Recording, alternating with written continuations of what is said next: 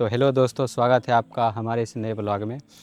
अभी मैं नालंदा में हूँ, जैसा कि आप मेरे पीछे देख रहे होंगे। नालंदा विश्वविद्यालय, जिसे बख्तियार खिलजी ने खुन्नस में गुस्से में आकर जला दिया था। तो हमारे साथ इस ब्लॉग में बने रहें और मैं इस पूरे ब्लॉग में आपको ये पूरा विद्यालय घुमाने का प्रयास करूँगा। तो चलिए हम सब मिलकर ये विद्यालय घूमते हैं।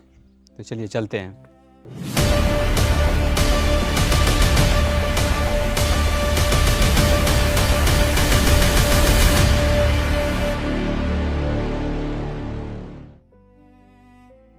तो दोस्तों, ये रहा टिकट काउंटर। जब आप यहाँ आएंगे तो भारत के नागरिक को टिकट 40 रुपये का मिलता है और विदेशी नागरिक को टिकट 600 रुपये में मिलता है। जैसा कि आप वीडियो में देख सकते हैं, आज भीड़ कुछ ज़्यादा ही है। और ये देखिए, सामने लगा हुआ है आर्कियोलॉजिकल सर्वे ऑफ इंडिया का बोर्ड, और इसके ठीक ऊपर आप देख सकते हैं भारत का तिरंगा लगा हुआ है, जो कि काफ़ी बेहतरीन लगता है। और आर्कियोलॉजिकल सर्वे ऑफ इंडिया जो भारत में पुराने चीज़ों की खोज करते हैं, इतिहास में जो चीज़ हो गया उसकी खोज करते हैं। और यहाँ पार्क का नज़ारा आप देख सकते हैं, काफ़ी साफ़ सुथरा पार्क है। यहाँ के लोग काफ़ी मेंटेनेंस रखते हैं, इसका साफ़ सफाई का ध्यान रखते हैं। और ये सामने है सौरभ और हमारे दोस्त। और यहाँ सामने आपको कुछ फॉरेनर दिख रहे होंगे। मुझे तो ऐसा लग रहा है कि ये जापान से आए हैं, जैपनीज लोग हैं। यहाँ आप इनको देखकर आप अनुमान लगा सकते हैं।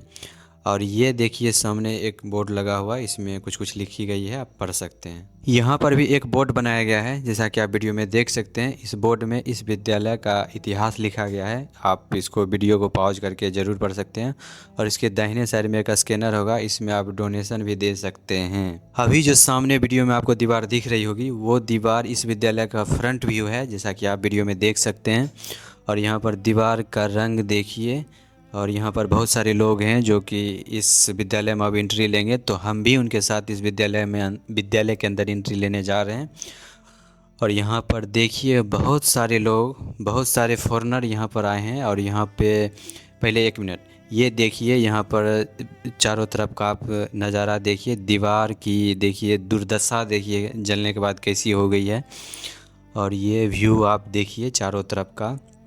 यहाँ पर देखिए कितने सारे लोग हैं। और ये जो सामने आपको कुछ लोग दिख रहे होंगे, ये फॉरेन कंट्री से आए हैं। और ये जो जैकेट, जो कैप पहने हुए हैं, वाइट कलर की कैप, ये भाई साहब ट्रांसलेटर ही हैं। ट्रांसलेट करके इन सभी लोगों को समझाते हैं। और यहाँ पर दीवारों की हालत देखिए, जलने के बाद कुछ कुछ ऐसा हो गया है, लेकिन अच्छा लग रहा है। और सोचिए उस समय कितना खूबसूरत लगता होगा ये विश्वविद्यालय। जैसा कि आप देख सकते हैं, जब आप इस विश्वविद्यालय में एंट्री लेंगे तो सामने ही आपको एक नक्शा मिलेगा। जैसा कि आप वीडियो में देख सकते हैं, ये नक्शा हमें किधर जाना है देखने में मदद करती है। उस समय भी इसका यूज यही रहा होगा। तो दोस्तों, जैसा कि आप वीडियो में देख सकते हैं, यहाँ पर बहुत सारे बच्चे भी स्कूल के माध्यम से यह विश्वविद्यालय घूमने आए हैं। और सामने कुछ बच्चे हमें देखकर बाय बाय कर रहे हैं। और हमें बड़ा वो लग रहा है कि हमारे समय में एक बार भी कहीं पर वैसा हिस्टोरिकल जगह पर नहीं ले जाया गया। उस समय के टीचर कैसे सोचते होंगे। लेकिन इन बच्चों को देखिए, इनके टीचर को देखिए, ये बड़े ही प्यार से ये विश्वविद्यालय इनको घुमाया जा रहा है, जो कि काफ़ी बेहतरीन चीज़ है। और सरकारी स्कूल वालों को कम से कम एक बार तो ट्रिप प्लान करना ही चाहिए कि बच्चों को इन ऐतिहासिक जगह पर एक बार लेकर जाया जा सके। और उनके बारे में जो इनका इतिहास है उनको बेहतरीन तरीके से अगर बताएंगे तो उनको तो पता चलेगा न कि हमारे देश का इतिहास कैसा था, इस बिहार का इतिहास कैसा था। ये रहा द रुइंस ऑफ नालंदा। एक समय में यह विश्वविद्यालय बेहद ही खूबसूरत रहा होगा। मैंने देखा नहीं, लेकिन इनकी विरासत को देखकर मैं अनुमान लगाता हूँ कि यह कितना खूबसूरत, कितना खुशहाल विश्वविद्यालय रहा होगा। और आप गूगल पर सर्च करेंगे तो पहली दफ़ा आपको कुछ यही इमेज आपको दिखाया जाएगा, जो अभी सामने दिख रहा है। और यहाँ रेलिंग लगा हुआ है, ताकि आप इसके अंदर नहीं जा सकते हैं। संरक्षण के पर्पज़ से ये लगा दिया जाता है, ताकि कोई अंदर घुसकर क्षति ना कर दे। इस वजह से इसमें इसको प्रोटेक्ट किया गया है। और यहाँ पर चारों तरफ का आप नज़ारा देखिए, बहुत सारे लोग हैं। और सामने आपको काले पत्थर दिख रहा होगा, जैसा कुछ शिवलिंग जैसा आप देख सकते हैं। पता नहीं क्या है, मैं नहीं जानता हूँ। तो दोस्तों, जैसा कि आप मेरे पीछे देख रहे हैं, यही है नालंदा विश्वविद्यालय, the world first residential university.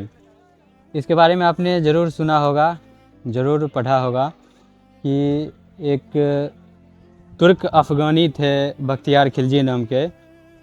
और ये इस विद्यालय में इतनी मतलब ज्ञान का वो था, पिक था, ज्ञान का जो सीमा होता है वो पिक लेवल का था। तो वो आए थे तो वो बख्तियार खिलजी, ऐसा सुनने में आता है कि वो बीमार पड़ गए थे। तो इन्हीं विद्यालय के कोई छात्र ने उनको ठीक किया था उपचार देकर। तो उनको जलन हुई कि जो तकनीक मेरे पास क्यों नहीं है, जो तकनीक इन लोगों के पास है मेरे पास क्यों नहीं है। तो शायद इसी वजह से उन्होंने, ऐसा इतिहास में साक्ष्य मिलता है कि खुन्नस में आके जलन के भाव से वो इसमें आग लगा दिया। और ऐसा आप ये भी ज़रूर सुने होंगे कि ये कई दिनों तक, कई महीनों तक जलता रहा। तो पहले जो जैसे अभी कागज़ पर हम लिखते हैं, पहले पांडुलिपि पर लिखा जाता था। जैसे पांडुलिपि आप समझे कि लकड़ी का कोई तख्ता है, उस पर गोद गोद कर लिखा जाता था। तो कागज़ का आविष्कार हुआ नहीं था उस टाइम तक शायद। मैं एक ऐसा ये भी साक्ष्य मिलता है कि चीन ने करीब 100 ईस्वी में कागज़ की खोज कर ली थी। और वो जब कागज़ की खोज की तो वो छुपा के रखे थे इस तकनीक को, कागज़ कैसे बनता है। तो बाद में पूरी दुनिया को पता चला कि कागज़ पेड़ पौधे के वो बाहरी भित्ति जो होता है उससे बना के, उसके छालों से बनाकर कागज़ बनाया जाता है। तो वही पांडुलिपि की वजह से जब इसमें आग लगा था तो बहुत दिनों तक ये विश्वविद्यालय जलता रहा। कारण वही था। और उस पांडुलिपि पर बहुत सारे अच्छी अच्छी बातें लिखी गई थी। अब शायद रहता तो पता चलता कि क्या क्या था, ज्ञान की सीमा क्या था, खोज क्या था। लेकिन बहुत सारा चीज़ जला दिया गया तो उसे पता नहीं चल पाया। तो यही था इस विद्यालय का इतिहास। तो आगे चलिए और आपको कुछ दिखाते हैं। तो दोस्तों सामने एक बोर्ड लगा हुआ है, आप इसे ज़रूर पढ़ें। और अब हम चलते हैं इस विश्वविद्यालय में छात्रावास की तरफ। जैसा कि आप देख सकते हैं ये एक सामने ग्राउंड जैसा है। और ये जो क्षेत्र है, ये जब आप इस विश्वविद्यालय में एंटर लेंगे तो आप राइट साइड जब टर्न लेंगे तो आपको पहला जो मिलेगा ये मिलेगा। ये जो है छोटा छोटा रूम है। आपको पता होगा कि ये विश्वविद्यालय पहली छात्रावास की व्यवस्था उपलब्ध कराई गई थी इसमें, जिसमें कि आप देख सकते हैं एक कतार से बहुत सारे छोटे छोटे रूम बनाए गए हैं। इस रूम का साइज़ ज़्यादा बड़ा नहीं है, लेकिन आप यहाँ पर देखिए, यहाँ पर काफ़ी सारे छात्र एक साथ रहता होगा। जब बनाया गया है तो रहता ही होगा। और यहाँ पर देखिए सब रूम का साइज़ एक जैसा है और काफ़ी बेहतरीन सलीके से रूम का साइज़ बनाया गया है। ऐसा नहीं कि कोई रूम छोटा कोई बड़ा। और इसमें ज़्यादा कुछ नहीं, एक छात्र रह सकते हैं, कुछ पुस्तकें रहता होगा पांडुलिपि जैसा। और यहाँ पर ग्राउंड में आप देखिए बहुत सारे टूरिस्ट आए हैं घूमने के लिए, कुछ फॉरेनर भी हैं। आप यहाँ पर इनके गेटअप से आप पता कर सकते हैं। यहाँ पर देखिए आपको कुछ कुछ फॉरेनर नज़र आते होंगे, कुछ इंडियंस नज़र आते होंगे। और यहाँ पर देखिए यहाँ का दृश्य। तो दोस्तों पिछले कुछ दिनों से मैं लगातार घूम ही रहा हूँ। तो इस पर एक मेरा भाई ही है, वो कमेंट किया कि भैया आप पढ़ना लिखना छोड़ दिए हैं क्या। तो मैंने उन्हें जवाब दिया कि नहीं, मैं पढ़ता भी हूँ और टाइम निकाल कर घूम भी लेता हूँ।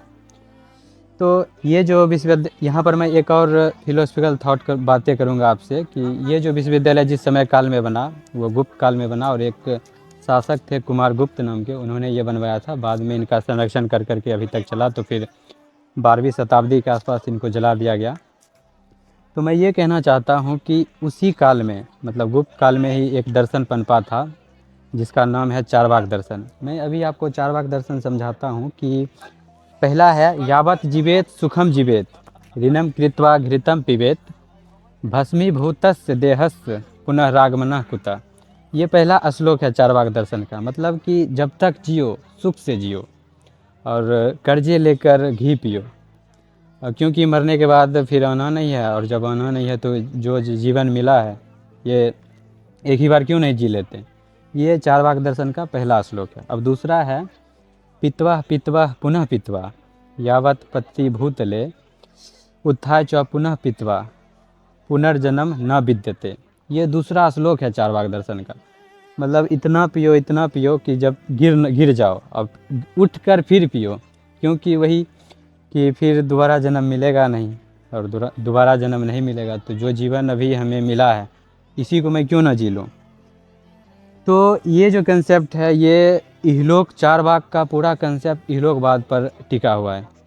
इहलोकवाद का मतलब होता है कि जो जीवन है यही है, परलोकवाद नहीं है। और एक एक होता है कि परलोकवाद जो सनातन में होता है, जो हिंदू धर्म में आप मानते हैं कि अभी मरेंगे तो फिर उसके हिसाब से मेरे कर्मों का हिसाब होगा, तो वो परलोकवाद हो, मतलब स्वर्ग की धारणा, मतलब परलोकवाद। तो इसी दोनों में क्लैश हुआ। और उस टाइम के जो भी थे ब्राह्मण, वो मतलब जो ये जो चारवाक दर्शन थोड़ा सा इनके विरोधाभास उत्पन्न करता था, इनको जला दिया। तो ठीक उसी मतलब जब भी कोई किसी पर्टिकुलर किसी समुदाय का विरोध करता है कि कोई भी थॉट विचारधारा, तो लोग उसको जलाते ही हैं। तो वही है मेरा जो घूमने का और दुनिया देखने का जो अभी तलब लगी है मुझे, वो कहीं ना कहीं चारबाग दर्शन से ही मैं इंस्पायर हूँ कि भाई अभी एक जीवन मिला है, क्यों ना अभी घूम लेते हैं। कल को क्या पता कल हम जीवित रहेंगे या नहीं रहेंगे, क्या होगा नहीं होगा। तो उस थॉट प्रोसेस के साथ मैं भी लाइफ सस्टेन कर रहा हूँ। और मेरा घूमने का फुल ऑफ क्रेडिट चारबाग दर्शन को जाता है। मैं ये कतई नहीं कहूँगा कि मतलब कि आप सब काम छोड़कर सिर्फ घूमें ही, लेकिन ये भी है जीवन का एक हिस्सा आप घूमने फिरने में लगाए, और बाकी बाद आपका जो काम है वो भी करें, तो आई थिंक लाइफ आप बेटर तरीके से समझ पाएंगे। अगर आपको एक चीज़ और मैं यहाँ पर कहना चाहूँगा कि अगर आप घूमने को एज ए सब्जेक्ट लेंगे, तो आप गौर करिएगा कि आप घूमने के दौरान भी बहुत कुछ सीख सकते हैं। ये मेरा पर्सनल एक्सपीरियंस अभी तक का रहा है, जितनी मेरी उम्र है। तो मैं उस बेसिस पर मैं आपको ये बातें बता रहा हूँ कि घूमने के दौरान भी आप बहुत कुछ सीख सकते हैं।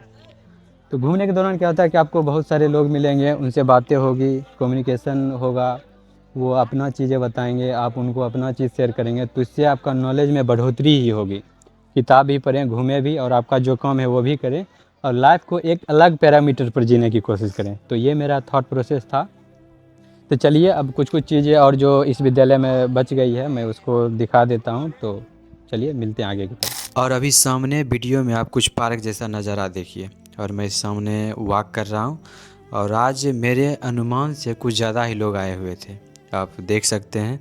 मैं जितना एक्सपेक्ट नहीं किया था उससे कई ज़्यादा लोग आज आए थे, भीड़ भी था इस विश्वविद्यालय में। और यहाँ पर देखिए फॉरेनर भी आते हैं घूमने, बहुत सारे फॉरेन कंट्री के लोग आपको मिलेंगे यहाँ पर, जैसा कि जापान से हैं, चीन से हैं, और क्या बोलते हैं, पूरब की तरफ से जितने भी लोग हैं वो भी आते हैं। बहुत सारे जगह से लोग आते हैं। और यहाँ की आप एस्थेटिक नज़ारा आप देखिए, बहुत सारे आपको छात्र छात्राएं भी नज़र आ रहा होगा।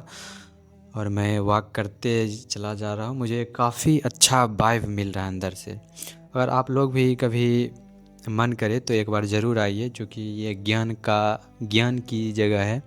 ये विश्वविद्यालय एक समय में था, यहाँ पर आपको काफ़ी अच्छा अनुभव होगा, काफ़ी अच्छा एक्सपीरियंस मिलेगा, सीखने को मिलेगा। यहाँ पर देखिए ये जो एक गेट जैसा लगा दिया है ताकि उसके अंदर कोई घुसे नहीं, कुछ पुरातात्विक होता है जो कि सिर्फ स्मृति के लिए रखा जाता है, तो इसीलिए गेट लगा दिया ताकि कोई अंदर नहीं जा सके। अब मैं ऊपर की तरफ चढ़ रहा हूँ, यहाँ पर मना है, और बाद में कुछ ही देर बाद उधर से गार्ड साहब सीटी बजाते हैं, तो फिर मुझे यहाँ से उतरना पड़ता है। लेकिन अगर इजाज़त देता तो मैं और ऊपर चढ़ता, और मुझे काफ़ी बेहतरीन अनुभव हो रहा है, काफ़ी अच्छा लग रहा है। आप लोगों को भी अगर मौका मिले तो आप एक बार ज़रूर यहाँ पर आएँ। तो दोस्तों जैसा कि आपको पीछे गेट जैसा कुछ कुछ दिख रहा होगा, कैमरामैन मेरे पीछे आइए आप। ये उस समय का रूम रहा होगा, आई थिंक, मैं श्योरली हूँ कि ये रूम ही जैसा है। इसमें छात्र रहते होंगे, जैसा कि आपको भी पता है कि नालंदा विश्वविद्यालय दुनिया का पहला आवासीय विश्वविद्यालय था, जिसमें कि पहले इन्होंने छात्र को रहने की व्यवस्था दी। और यहाँ के रूम का आप साइज देखिए, जो कि आई थिंक 8x8 का रूम होगा, आप अनुमान लगा सकते हैं, मैं भी अनुमान ही लगा रहा हूँ। तो ये इसकी थी, यहाँ पर छात्र रहते होंगे। और आप कैमरामैन मेरे पीछे आइए। और यहाँ जो सामने आपको फील्ड नज़र आ रहा होगा सामने, इसमें शायद प्रेयर होता होगा, क्योंकि इतने सारे छात्र रहते थे तो उनको थोड़ा सा प्रेयर करने का, प्रार्थना वगैरह होता है, तो उसके लिए जगह चाहिए, तो ये शायद उसी लिए था। और ये यहाँ पर आइए, यहाँ पर सामने जो है ये कुआं है, आप देख सकते हैं। कैमरामैन आप कुआं दिखाइए, यहाँ पर दिखाइए, यहाँ पर देखिए। चूँकि यहाँ पर बहुत सारे पेड़ पौधे आ गए हैं, ऑब्वियसली जहाँ लोग नहीं रहते हैं ऐसी चीज़ हो ही जाती है। तो दोस्तों बख्तियार खिलजी ने चाहे जिस वजह से यह विश्वविद्यालय जलाया हो, लेकिन उसने बहुत बड़ी गलती की। अगर वो ऐसा नहीं करते तो शायद आज ज्ञान के क्षेत्र में, विज्ञान के क्षेत्र में, औषधि के क्षेत्र में बहुत सारी खोज जो हुई थी, जो उन्होंने जला दिया, तो शायद कुछ और रहता। खोज के मामले में कुछ और पहुंच रहती हमारी मनुष्य जाति की। तो खैर जो भी हो, अब इस वीडियो को यहीं पर समाप्त करते हैं और मिलेंगे फिर किसी अन्य वीडियो में। तब तक के लिए आप खुश रहें, सुखी रहें। तो तब तक के लिए सत्यमेव जयते। Bye bye.